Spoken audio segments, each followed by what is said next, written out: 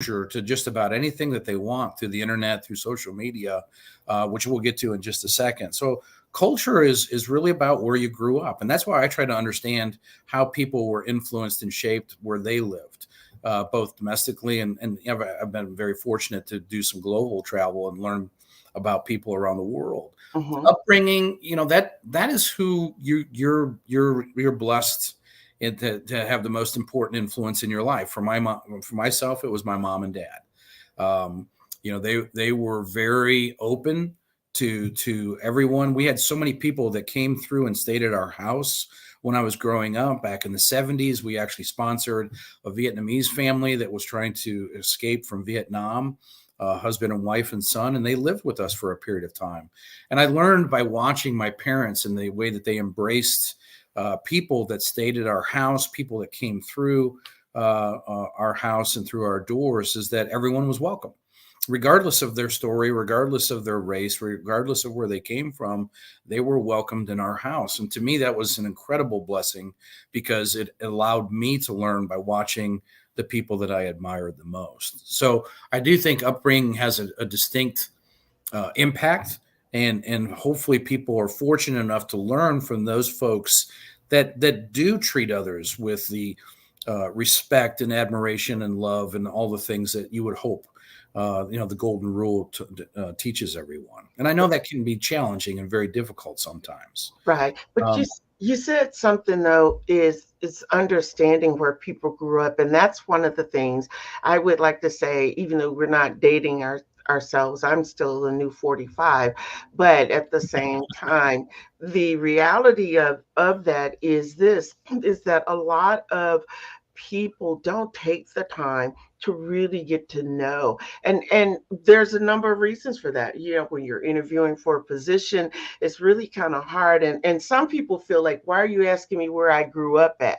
For me, I ask that because it allows me to have a better perspective on how I need to approach you. For instance, there are some people raised in certain areas and they go with referring to, hi hon, how you doing, hon? And there are other people that are offended by that. And so it just allows you to say, okay, I need to, or people who call you Mr. Snyder or Miss Bailey Ray versus Gloria versus Dan. So times have changed. You're absolutely right. But I don't even know if there's really a way for you to connect on that level or not. I don't know. I think if you think about some of the questions that you're able to ask now in an interview, you're limited in some Right. of the questions that you can ask, and that's unfortunate. But in a casual conversation or getting to know people, you're not limited by the questions that you ask. And I believe that we should be more curious than we typically are. I ask a lot of questions because I really want to know and understand people and where they come from, how they how they think, why they think the way that they think, what impacted their lives. And you can get into some really cool stories with folks, things that you never would have anticipated before. Hmm. And I think that's the way to learn. For me, living in that area, I love Toledo. It was a bedrock, gave me a foundation that I don't know if I would have had anywhere else. I don't know because that's where I grew up. But at the same time, it had its limitations on the melting pot we love as the United States. I Right. mean, one of the funny stories I tell is when I became a regional director, I moved down to Dallas, Texas, Hmm. and I went and rode with one of my sales representatives down in Corpus Christi, and he was Hispanic, and Corpus Christi is about 95% Hispanic in population.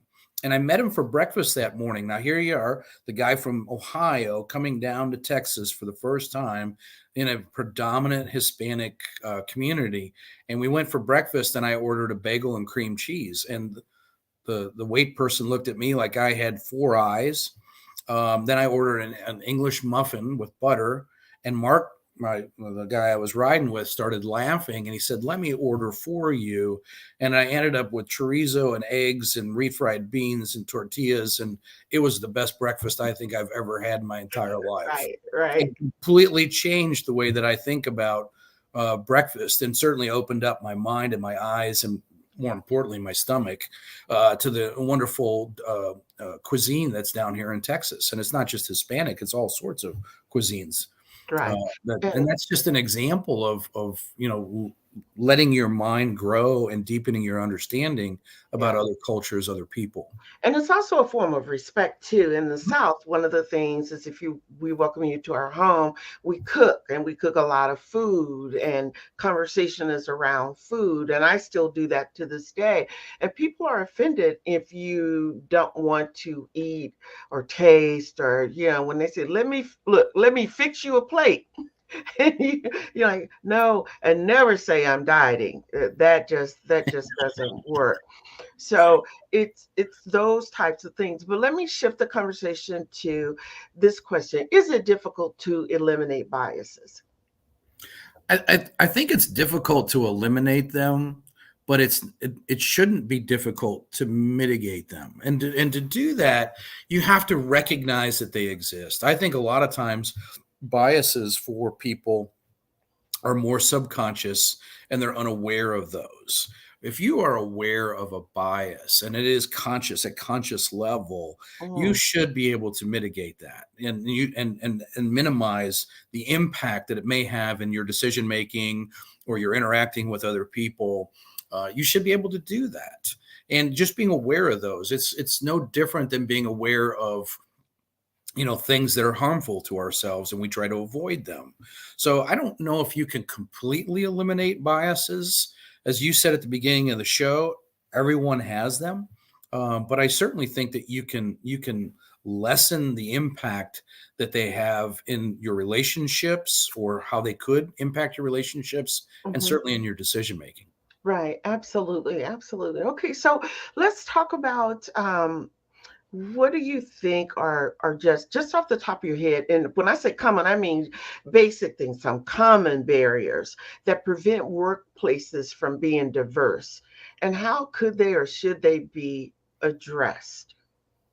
I think one of the common uh, barriers is that organizations don't necessarily always align their beliefs and values with the way that they go about building their infrastructure of, Right. of folks. If you believe in inclusion and diversity, then at some point your organization should represent that. And you have to be proactive in doing that. I've worked for organizations before that talked about that, and it sounded good, and there was always good conversations, but then there was never any action to kind of back that up a little bit. Right. Right. If you work in an industry like you and I did, or I do right now, diversity is not as challenging at the sales rep level, but it is as you start to move up the different layers, and that's unfortunate because there are a lot of talented people out there. Hmm. You have to work, and for example, I used recruiters that specialized in finding diverse candidates. That was their specialty. It wasn't trying to find people that look like myself or anything else. It's that they went out and found very talented, diverse candidates and brought them to the table.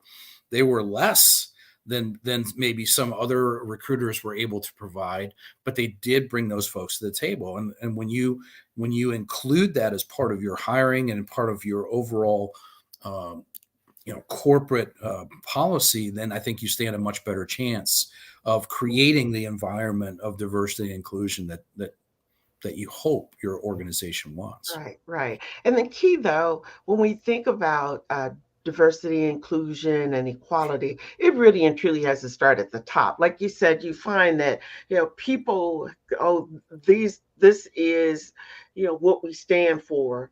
But when you peel back the layers and you see, well, this is what you say, but this is what it looks like over here.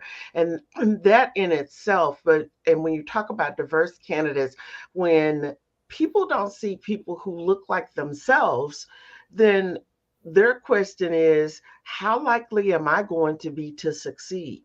And I'm speaking from experience for Mhm. me, which is why you and I were talking before we went live, is why I wrote the book you didn't get the memo navigating corporate America, because people need to understand what that looks like. And when you're in that environment, it's very difficult. And I want to say kudos to you. I don't hear a lot now about recruiters who focus on diversity candidates as they used to in the past. You know, people say, I want the best candidate for the job, but we know that's not the case. At least I'm going to say I know that that's not the case, because I think about some colleagues that I've worked with in the past, and the comment was a Black candidate comes in, a white candidate comes in, and their comments were, well, I didn't hire the Black candidate, even though he was more qualified, but he was just, his shoes were shined too bright. And I thought, what a butthole. I mean, who says that? And then to say it to me. And so you didn't hire the best candidate, but you hired someone that you were comfortable with. And that's why I hear that wah, you know, diversity and inclusion. But again, what you're saying, and that's why you're Dan and why you're different, is because it is, you look at people through a different lens. And that's really what this is about, is trying to get, you know, employers and people to look at people through a different lens. And they miss a lot of really good people because of the fact that they were worried about either the color of their skin or their accent or how they talk. And we all, you said it early on, we have to widen and open ourselves up to that. And I can appreciate you saying that. Yeah, you there's a balance, because, you know, when you're representing the organization, they want to succeed at what they do. But you can succeed with a diverse workforce. In fact, I was looking up some stuff today. You know, diverse teams 2.5 times higher cash flow per employee than non-diverse teams. In 2020, there was a research that was done that companies with more than 30% of women executives outperformed companies with 10 to 30% of women executives. Yes. I knew you would like that one. Through another study showed that through 2022, 75% of organizations having a very diverse and inclusive decision-making teams were projected to exceed their financial targets much greater than those that didn't. So there's evidence that you can be very successful with diverse teams out there, but you have a responsibility to hire the best candidates. And if you're not getting diverse candidates, you have to ask yourself, why is that? And how do I create the pipeline or the funnel so that I do get a cross section of candidates that I can see and I can measure against each other. And that's what I attempted to do and what I've asked folks to do. And it's still challenging today because, to your point, there are people that say, well, why do I want to do that? Because there's nothing that represents me there, and I'll be by myself or I'll be on my own. And that creates issues, that creates potential problems. So, you know, creating that inclusion feeling too is vital, because there do have to be trailblazers. There have to be trailblazers. And for inclusion and diversity to grow and exist the way that you and I are talking about it, you do need some brave people that are going to be the first ones. And they're going to think about the people that are coming behind them more than they are themselves. Yeah. That is so critical, that people make you feel included. I can think back to my first, years in pharma, and honestly, you talk about being raised in the South, raised in a rural area, and the first time I went on a team building exercise, and they wanted to have a toga party. I didn't know what the hell a toga party was. And nobody took the time to explain it. Also, if we were going to be around a fire, it wasn't a campfire, it was a barn fire. And we didn't have marshmallows to melt between some Hershey's chocolate and graham crackers. And so that perspective, and that still sticks with me today to make sure. And I guess that's why the nurturing nursing part of me is always, are you okay? Do you understand? Does that make sense? Because it's really important that people understand what it is they're supposed to do, how they're supposed to do it. And when you do that, you're going to get a much better output, as opposed to people seeing you as being standoffish. You're not a team player, you're stuffy, you're not approachable. And of course, I love the that one big word is that, you know what, she's too aggressive. So, and those labels throughout the years, and I still hear them, they still show up. And it's so unfair to people who are smart, who are dynamic, who really can bring a lot to the table. But for people who have not tried to take the time and find out things about persons like myself or other BIPOC people, I feel like that they're on the losing end, that's for sure. So you had already alluded into some of what one of the talking points for me was about effective strategies for building a more diverse workforce. So I don't know if you have something more that you want to add in that regard, just in terms off the top of your head and your years of experience of building, diverse, uh, sales teams, diverse teams. Yeah, like I said, at first you have to be willing to go find people that will help you accomplish that. I think once you find people, then you have to make sure that it balances out.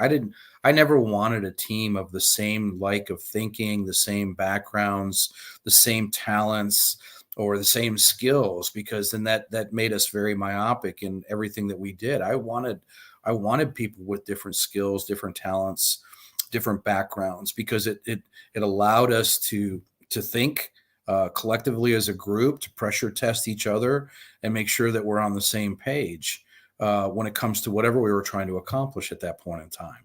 So I think you have to embrace that, and you do that by really getting to understand and know people. Is if you bring them aboard. If you're a leader, if you're a manager or someone, you have a responsibility to the people you bring into the organization. And that responsibility is a big responsibility. It's not just to teach and develop them to perform so that the company makes money, but it's really to help them grow in their careers and fulfill their aspirations as well. And so that's a big responsibility for leaders. The best way to do that is to get to know your folks and spend time with them. Everybody, I had a boss that said this, and I truly believe this. He said, everybody has an invisible sign above their head that says, make me feel important. Mm. And taking the time to learn and find out about people, I'll tell you what, I've learned some of the greatest lessons in my life just by listening to others and letting them talk about their backgrounds. Right. There's some amazing people out there if you just let them be amazing. Yeah. I like that. I like that. And on that note, we're going to pause for the cause. We're just going to take a real quick commercial break. So don't you go anywhere. You guys, you have questions or comments, place them in the comment section. But we will be right back. And Dan, thank you so much for being here. Guys, don't go anywhere. Take care.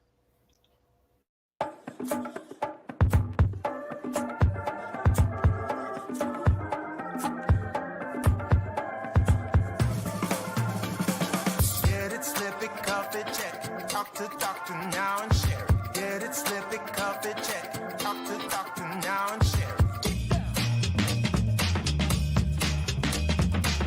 Gonna get it, gonna slip it, gonna cuff it. Check it, talk to doctor and share it. Gonna get it, gonna slip it, gonna cuff it. Check it, talk to doctor and share it. Get it, slip it, cuff it, check it. High blood pressure silently affects millions of Americans. Staying on top of your blood pressure is as simple as these 4 easy steps. Self-monitoring is power.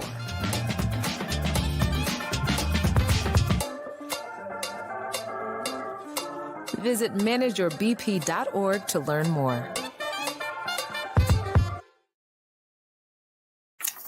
All right, I want to welcome you guys back, and I want to thank you so much for hanging in here.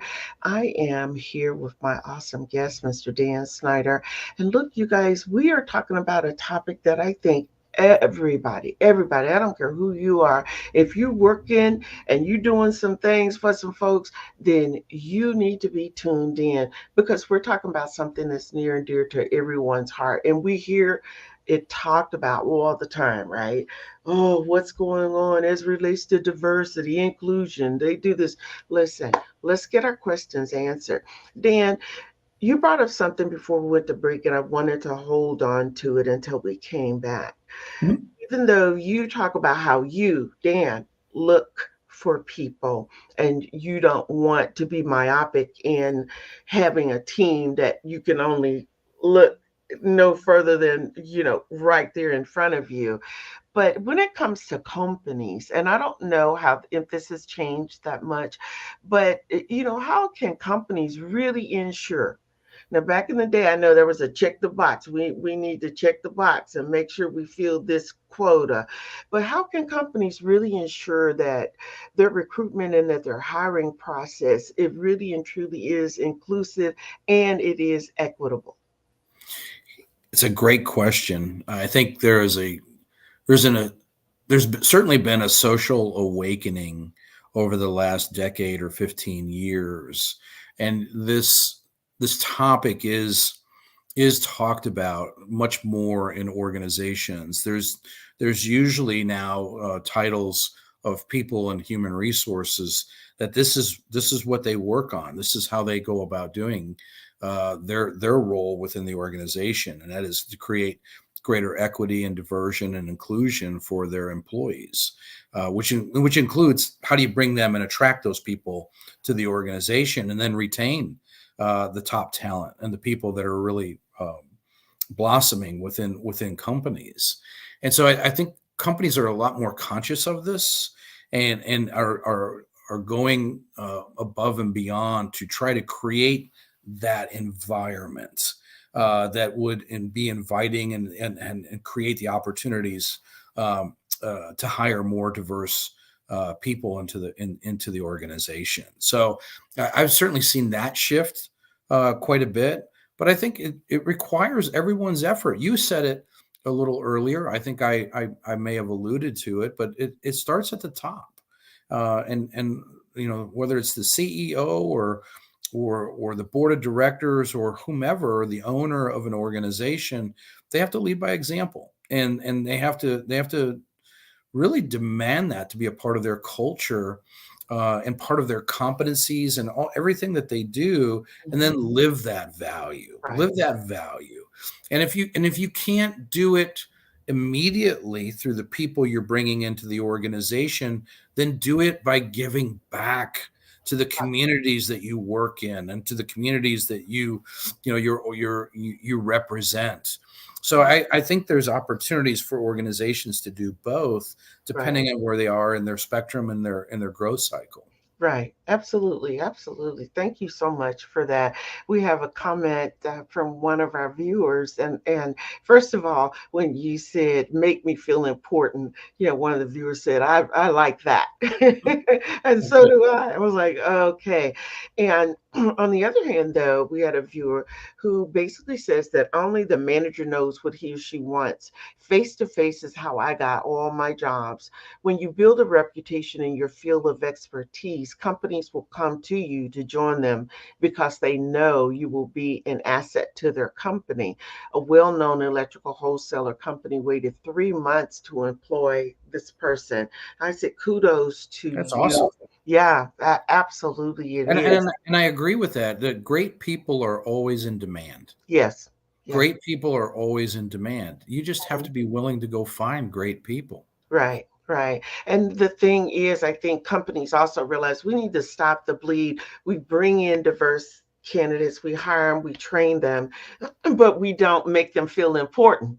We don't make sure that they know what that roadmap is to go to the next level. And as a result, their competitor comes along and they whisk them away from a company and say, wow, I hate that I lost that person. But again, as you said, when you're looking through tunnel vision and not opening up the world that we really and truly live in and say, look, this is what I need, and getting to know that person. And again, I don't think anybody of color would say they're looking for special treatments, but you said it, they're looking to be looked at as if they are special, in the sense that, hey, I have something to bring to the table too, and I need somebody to hear that. And I would say my experience with you, for those who are late joining, is you listen.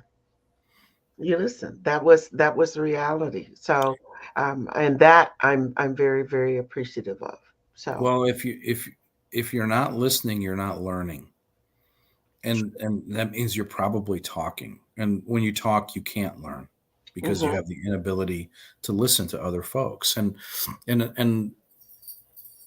one of the things that I teach active listening to a lot of my clients, and one of the statements that I often make is, listen to the way things are, not the way you want them to be. right, And right, and that goes into our topic today as well. right. Because the way things are may be different, they may be unfamiliar, they may be uncomfortable, That's but right, that doesn't mean that they're wrong, and it doesn't mean that there can't be a positive in all of this. right. And that's why I think one of the things that most companies should spend more time is teaching their employees to have a growth mindset. Mm, And Carol Dweck, who come on. professor out of Stanford University, wrote a great book called Mindset, Mhm, and she breaks it down very simply. There's two types of mindset. There's a fixed mindset, and there's a growth mindset. And a right. fixed mindset is basically that I'm incapable of learning anything else. I don't want to. I have everything that I need, and Mhm, this is the way I want to go. A growth mindset has this insatiable desire to continue to learn and grow and get better at what you do. And I think organizations can go a long way of teaching growth mindset to their employees and actually expecting it in their employees, and attract those people that possess a growth mindset. That's where you get diversity of thought. That's where you get diversity of character. That's where you get people who are unafraid to bring their opinions to the table, good, bad, or indifferent. At least they're out on the table, and people can begin to digest and think about what that could mean for us long term. The mhm, best ideas are the ones that are verbalized. The ones that are hidden, the ones that people feel uncomfortable sharing, you mhm, lose out so many different opportunities that way. right. So I think a growth mindset is critical to any organization if they really want to live these values of diversion, inclusivity. Right. And along those lines, Dan, let me just ask you this. When we talk about implicit bias, for me, I feel that employers should have implicit bias training as part of not only their onboarding process, but also as a continuous training. It's kind of like, I remember when DEI that was the thing, but you can't teach diversity in one day. You don't teach it in 1 week, and then it's gone away. So you've talked about a number of things that we probably need to look at, that companies should measure. But in your opinion, do you feel there is a need for employers to implement implicit bias training and make sure that it's ongoing? Um, Absolutely. That's part of the learning curve that I think helps everyone along the way. I know that most of the organizations, like you said, will have some sort of implicit bias training in their onboarding, but it should be a regular occurrence. Now, what I would add to that, which some of your viewers may not agree with, is that the implicit bias training should be broad, right? It should include all the possible implicit biases that are Absolutely. out there, not focused on one particular segment or one particular group, but how Absolutely. how we all have some form of implicit biases. And Mhm. again, raising that more to the conscious level so that we can be aware of those and Mhm. act appropriately. I think that sometimes there's an overcorrection, and that can make some groups feel a little bit alienated because of the overcorrection. So making sure that it's it goes Across across the all board. barriers, all folks. Then I think yes, on a regular basis there should be some sort of implicit bias training. Yeah, I mean, 250% agree with you there. But again, just overall, if we were looking at, just this big ball of wax, it can't just be something that we do one time and it's not followed through. And to that end, one of the other things I want to go back to one thing that you had said when you were reading the different statistics about Mhm. when women are in certain areas and how the growth looks. Also, I do think that it is important that at that level, I love the fact when I speak diversity, I mean, it would be great for me to be able to see, black, white, blue, green, Hispanic, Asian American, Hispanic American, Latina, see at that level in the boardroom. So now you're really saying, okay, we really are getting, it's almost like a cornucopia of all this mixture of all these people. And that's where companies become great. That's where companies really, I think, just they soar above their competition. Is because they get it. But They get it. what I might offer to you, Gloria, as well as your listeners, is that everyone has the opportunity to shape their own board of directors. Mm, And when I teach young leaders, and you may or may not remember this, but I always believe that what I share with them is that you should have your own board of directors as an executive, and that board of directors are the people that you trust, right. that you can go to. They're unafraid to tell you you're wrong. Mhm. They're they're unafraid to say your breath stinks today. They're the people that you trust with big decisions, and in that board of directors you can create your own diversity by the people that you want to be there, that will give you the advice and the perspective that you may not get if the board of directors all looks and acts the same. Right. So even though you may not have the ability to impact corporate level at organizations, you can in your own life. And I think that's critical because that just makes you better, more grounded, more well rounded. And who knows, you may be in a position one day to do it at a broader and more corporate level. Right, right. I like that. Absolutely. That board of directors, that's who's sitting at the table with you, who you have sitting there that's helped to lift you up. And that's what it really and truly is all about. I totally 250% agree with that. But let me just ask you this. When I think about companies, I think about corporate America. My question to you, Dan, is how do you feel companies can go about creating that safe space, that safe environment for employees who have a diverse background? And before you answer, I want to preface it by saying I have been in situations and talked with people as a business life coach. And one of the things that they've said to me is we wanted to develop an African American affinity group within our company. Hmm? And the same for, the Asian Americans and Hispanic Americans. And that was frowned upon.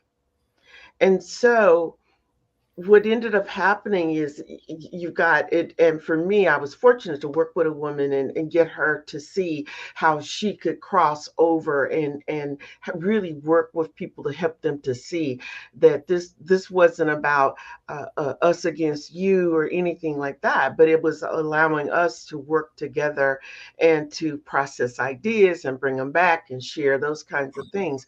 So But I do think that companies allowing different groups to have and develop these affinity groups, but they need to feel like they're safe. They need to feel like there's not going to be repercussions when it comes to that. And in fact, for her, their group had to meet outside of working hours, and preferably, and I say that strongly, preferably on the weekends.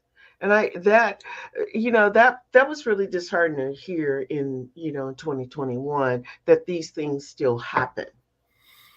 Yeah, it's an incredible balancing act that organizations, regardless of their size, uh, have to embrace and go through. I agree with you. The caveat that I would say, Gloria, is that I think it's great that you can have these ecosystems of diverse groups that are people that want to be a part of that, whether it's an African American group or some other type of group, Hispanic, as you said, or Asian American, or whatever the case may be. Where everyone has to be a little bit careful is that it doesn't create kind of a tribalism within an organization where it's us and them, and there's almost like this self-segregation that is created. I don't think anybody intends that. I really don't. I think people want to be with people that represent who they are, their cultures, their backgrounds. Companies should embrace that. But the output from those should be, how do we create greater diversity and inclusion outside of the group that we're in, so that everyone is feeling that. So having the ability to do that, to go into that room or to that group, I think is wonderful. I think it's great. I think companies should promote that. But the output should be, okay, how do we break that down to make sure now that everybody else is feeling the same type of inclusion? Right. And that's a balancing act. That's tough to do. Really Because is. if folks feel like certain groups, and this is the rub, right, in our society right now, that certain groups are getting an advantage or certain groups are getting this, and now the biases start to come back into play, and people start to get hurt feelings, and they close down. What you want is for people to open up, and that's what you want. So I think companies should do that. I think the last one that I worked at had groups like that, which I thought was great, and they actually, a couple of them, invited me. And I was not representative of the people that were in those groups. They said, you can come in and be a part of this. We wouldn't mind that at all. Right. And I thought that was great. That's the right way to go about it. Right. I agree with you. Thank you, Dan, for saying that. And it is, I wanted to do this and talk about breaking barriers, because hopefully someone watching this will embrace this and look at it and start to say, you know what? Yeah, I play a role in this too. And what can I do? Because a lot of times people are always looking for can you do? But what about what can you do that will make a difference as well? And so I'm really happy to have you extrapolate and really, as I would say, you fine-tuned it, Dan. You tuned it up a little bit, all right? So, but look, we're going to take another quick break. But when we come back, Dan, I want you to just think about responding to this, how companies can actually ensure that their employees have equal opportunity and growth and advancement while they're within the organization. And that kind of goes back to something that you and I were talking about before we went live. And, I was sharing with you within the book that I've written. But just think about that. Guys, don't go anywhere. I see your comments. Thank you so much for that. And I appreciate it. But we are going to take a quick break. We are here with Dan Snyder, and I'm excited to have him here. And we're going to be right back. So guys, don't go anywhere, okay? It takes less than 1 minute to find out if you may have prediabetes. You can do it here. But you probably won't. You're busy. Kids, work, show coming back in 48 seconds. So let's do this now. Hold up one finger if you're a man, women, 0. 3 more fingers if you're over 60, 2 over 50, 1 over 40. If you're not sure, keep in mind you're sitting on a couch right now, so one more finger if you're not very active. One finger if yes, zero if no. One yes, zero no. Next, find the body type that looks most like you and hold up that many fingers while I look around awkwardly. And that's it. If you're holding up 5 fingers or more, you probably have prediabetes. Sorry to be so blunt, but hey, you're busy. Just go to the site. All right, welcome back, you guys. Thank you so much for hanging in here. I've been talking with Dan Snyder, Senior VP of Sales and Business Development, and we've been talking about breaking barriers, navigating diversity in the workplace. And before we went to break, I asked Dan the question is how can companies overall just ensure all employees that they have equal opportunities for advancement and growth while they are working there? And that's really important because one of the things, it's a plug for my book that I talk about, is people go to work for a company and they don't have a roadmap. They don't know what it takes to advance. So Dan, talk a little bit about that from your perspective, please. Yeah, I think again, another great topic and a great question.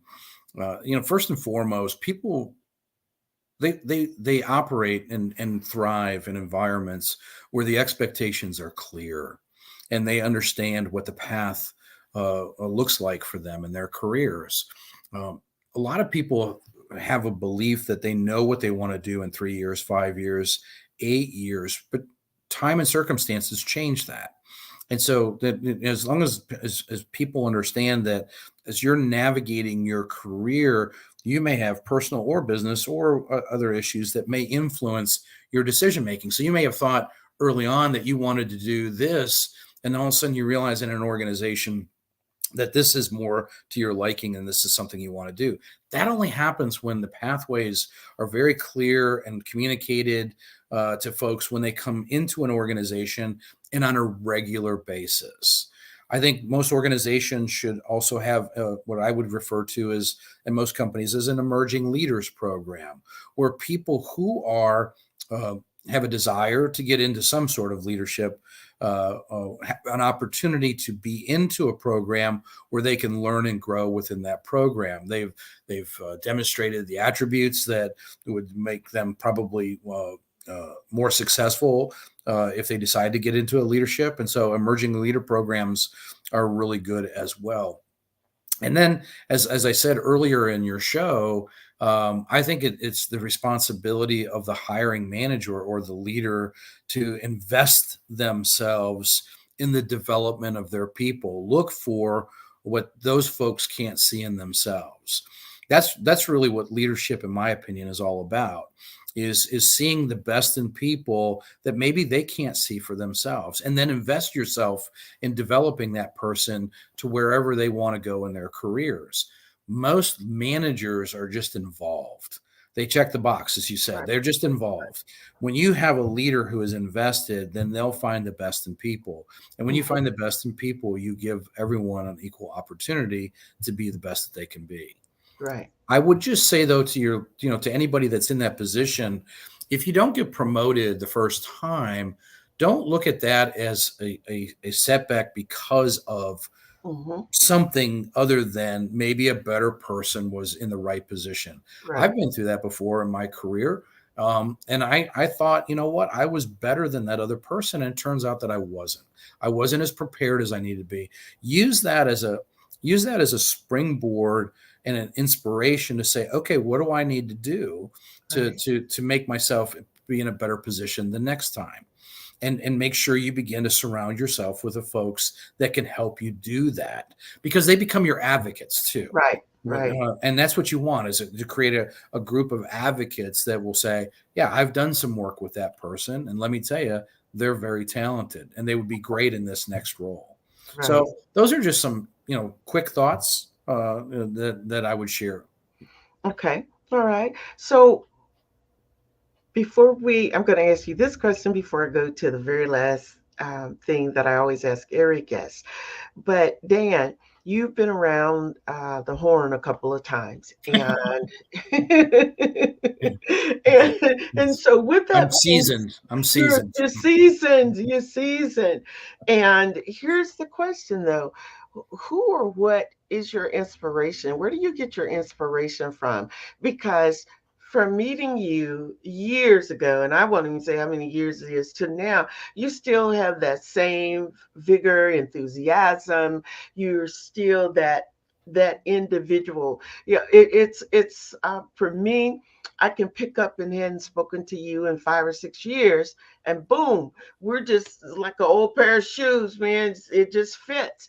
So, where do you get your inspiration from? Who inspires you? Well, there's a lot of people that have inspired me over the years. I mentioned my mom and dad. I have some family and friends and some loved ones that inspire me. I have a deep rooted faith, and I'm inspired by what I read in the Bible and by my Savior Christ, Jesus Christ. I'm inspired by the way that He lived His life. I'm also inspired by just getting to know people on a day-to-day basis. This afternoon, I was at an auto parts store just trying to figure out how to do something for my gas tank. And I had three people out there helping me with not asking any questions. They made fun of me, which I was glad that they did.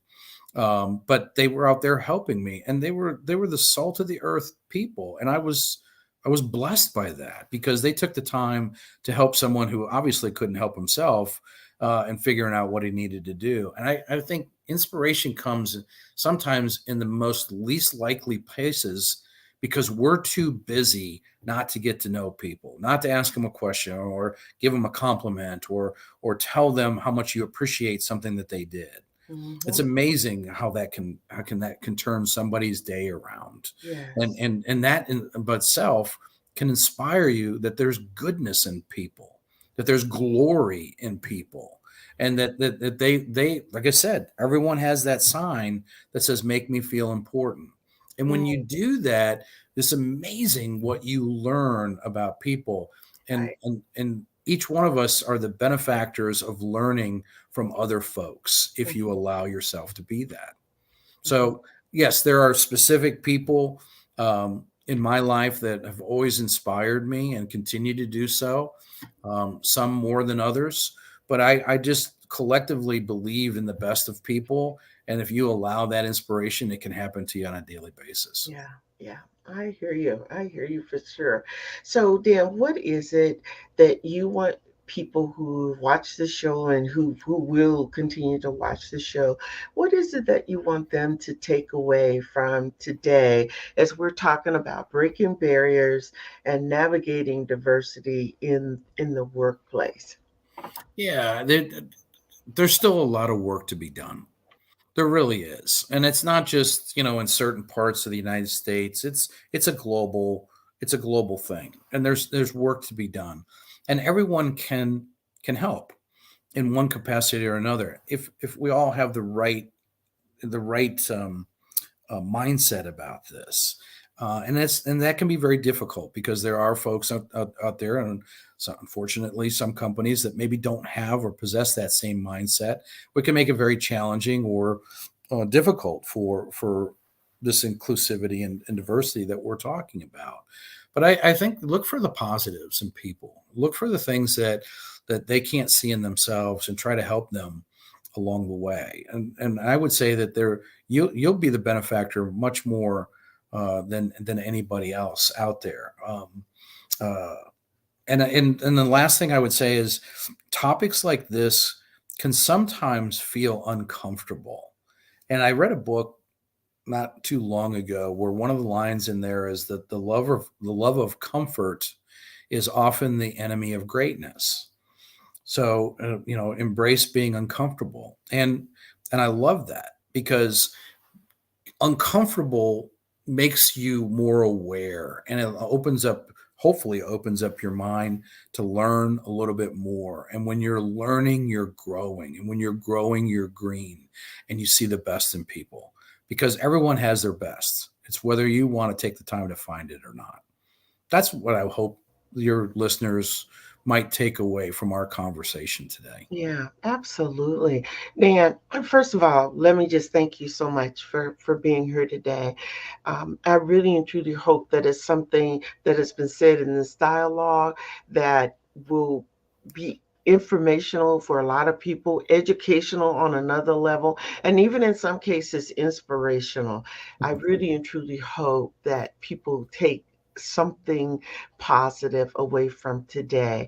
And I thank you for being here. But I'm going to ask you not to go anywhere. All right. All I'm right. going to be right back with you. I want to say to all of you that have tuned in today, not only do I thank you, I'm always honored and humbled that you take the time to do so. But I want to just ask you guys, hey, be sure and follow me on all my social media platforms. I invite you to add Gloria Bailey Ray Show to your weekly list of shows that you watch. We're on every Tuesday from 5 to 6 p.m. Pacific Standard Time. If you missed the episode, you can go back and watch it. Just go to my YouTube channel and watch the show. Look for Gloria Bailey Ray. And I want to remind you guys, if you're looking for some spiritual motivation and inspiration, join me every Thursday from 6 to 6:30 p.m. I'm live on YouTube where I provide that inspiration to you. Real Talk with Lady G, 6 to 6:30 p.m. I appreciate all of you guys. You need to know that so very much for your love and your support and for tuning in. I would be remiss if I didn't tell you, if you haven't got the book, I want you to get the book. You didn't get the memo, Navigating Corporate America. It is a great book for those of you who are in the workplace, and it is a starting point, definitely. Um, you can go to my website, gloriabaileyray.com, purchase the book, okay? It's been a blast. And as I always say, if you didn't take anything away from today's show, then it's really you who didn't get the memo. Until this time next week, I want you guys to have a wonderful rest of the week. Give thanks for all of your blessings. A gentle reminder is to ask that you support our efforts by inquiring about any sponsorship packages that we have. And you can also contact me for that information by going to gloriabaileyray.com. Hey, stay safe, pay it forward, and remember this: the quality of your life is determined by the decisions that you make. I'm Gloria Bailey Ray. I'm your host with the most. And until this time next week, be well. God bless you. Thank you for being here.